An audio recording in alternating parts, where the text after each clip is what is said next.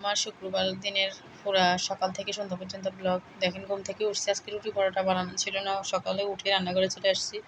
আটাগুলো একটু মানে চেড়ে নিছি প্যাকেট আটা, তারপরও ওই দিন প্যাকেট আটার মধ্যে দেখলাম একটু কেরি পোকা ছিল, তারপরে পাকে দিয়ে আটা করে নিয়েছি। একটু লেট হয়ে গেছে, 9:30 বেজে গেছে। আবার ভাতও বসাই দিয়েছি, আটা করছি। দেখেন আমার মেয়েটাকে ওই বেসিনের সামনে প্রথমে দেখা গেছে বসাই দিয়েছি, প্রথমে ছিল নিচে, এখান থেকে উপরে তুলে ফেলছি। কয়েকটা বিস্কিট দিয়ে নিয়েছি, বসাই দিচ্ছি, থাকবে না। তাকে নিয়ে এত কষ্ট হয়েছে ওই দিন আমার, কাজকর্ম করতে বলার বাইরে। আটার পাশে বসাই রাখছি বলের ভিতরে। তারপরে এদিকে সকালবেলা আবার আমার দেওয়ার শ্বশুর ঘুম থেকে উঠছে, ওনাদের জন্য পরোটা সেঁকতেছি। তখন ও তাদের কোলে এখানে চেকতেছি, ওনাদেরকে নাস্তা দিব, মানে একটু থাকতেছে, অনেক কষ্ট হয়েছে ওই দিন বলার বাইরে। তারপরে সবগুলো রুটি পরোটা বেলা শেষ, হালকা সেঁকে নিচ্ছি। এদিকে আমার শাশুড়ি আবার তরকারিটা বসাই দিচ্ছে, একটা হয়ে গেছে তরকারি, ভাত আর একটা চুলা। এদিকে আমি আবার কিছু দোয়া ফালা ছিল, এগুলো করে নিয়েছি। বাইরের রোদও নাই, তারপরে বৃষ্টিও ছিল না।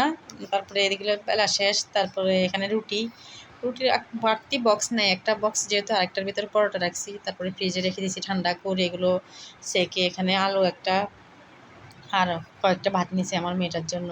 মানে নামাজ পড়বো তো, আবার বেলকুনি ময়লা ছিল, বেলকুনি পরিষ্কার করছে। দেখেন কান্না করতেছে, নামাজ পড়তে বসছি শলা দিয়ে পলিথিন দিয়ে, মানে আমার ওগুলো অবস্থা খারাপ।